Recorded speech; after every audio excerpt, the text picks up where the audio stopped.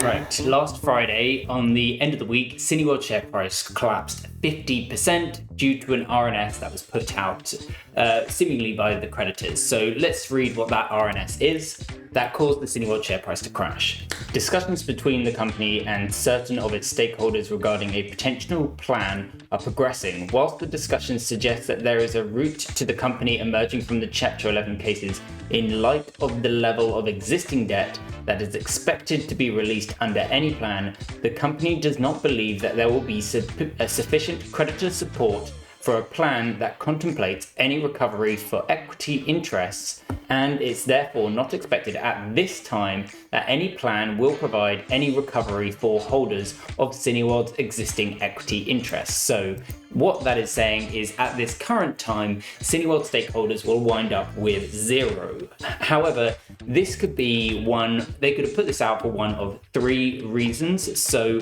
the first reason is that saying that equity holders will end up with zero could be a way to scare Cineplex into a deal, into Cineplex, who are currently suing Cineworld, and Cineworld are currently challenging that lawsuit and might win that. It forces Cineplex in order to offer them a deal. The second reason is it could be legal jargon. It could be just the creditors ensuring that stakeholders are aware of the situation the business is currently in. So obviously from the point at which we entered Chapter 11, there was a risk that equity holders would get zero, and Cineworld put out a statement about that. The third possibility is that this is a legitimate call to action by the Cineplex creditors, who are genuinely worried about the situation the business is in and don't want to wait to see if admissions double. They just want to try and get whatever's left of their money back right now. In the meantime, I potentially feel like this would be short-sighted. However, the creditors might feel that that is the action that they need to take. Now, what I also want to talk about is, for me, after this statement, before and after this statement, nothing has changed. Creditors were currently in the result of a debt to equity swap. I could see that I would get nothing. However, if you were to exchange just a small amount of the debt in order to make the business cash flow, then potentially shareholders could be left with equity. And that is why I feel like this stock is interesting, because the board of director chairman, Mookie, has a 20% stake, so he has a vested interest in doing that. That is why, although in most Chapter 11 cases I would not be interested, I am interested in this particular Chapter 11 situation.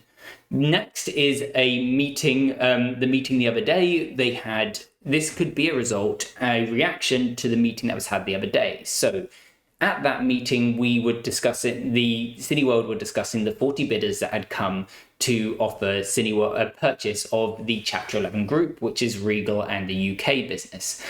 At that meeting, no offer was sufficient enough to cover the debt. So the debt, which is around 6 billion, no offer came to 6 billion. If an offer had come to 7 billion, or the debt plus legal fees plus a little bit more, then we would get the little bit more. However, no offer came to 6 billion.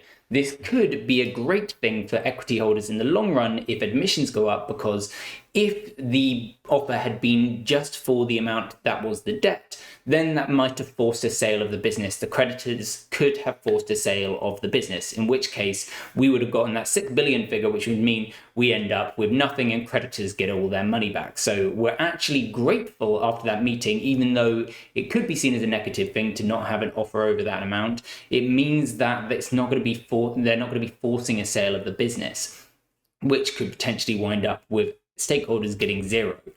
Next, debt for equity swap.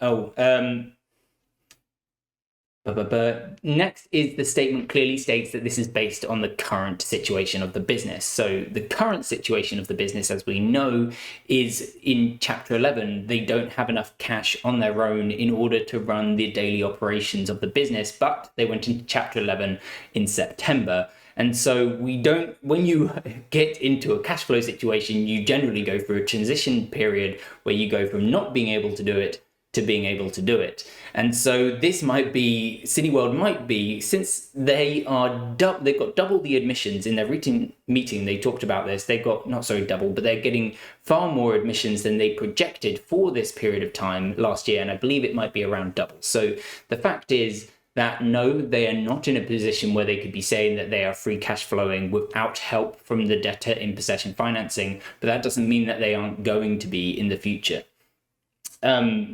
So that's one thing that I'm looking for, is to see whether admissions continue to be much stronger than they were in 2022. However, I think this is an important moment for anyone that is invested in Cineworld. Watching the price go from 5p to 2p as quickly as it did, it should remind you that the risk that we keep on talking about, the risk of zero, is real. And I think it's good that creditors have reminded that people that are buying this stock that there is a real risk of zero. I'm prepared for that risk. I don't consider the money mine until I close my position. I am considering the money gone. And I am constant. This is why I set up this channel, is to show the research that I'm doing, my due diligence, why I believe in that position. If I didn't believe in the risk, then I wouldn't be in this position.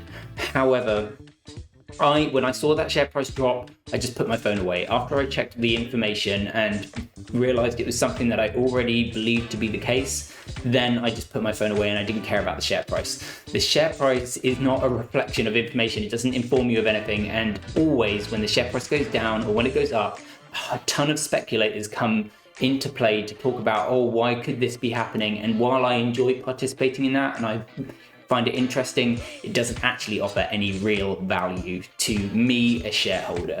So yeah, the fact is that nothing's changed for me after this announcement. However, it does illustrate nicely to a lot of people invested in this stock the real risks. So what you've got to ask yourself is, if the price goes to zero, what will that mean for you? Not what it will mean for Cineworld. What would it mean for you if your investment goes to zero? Or if it drops to 1, how will you feel?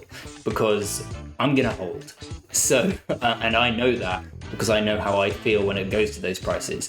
So yeah, it's more important, I think, with a stock that's volatile, that you know yourself more than you know the business. All right, that's all from me. Cheers, guys. Goodbye.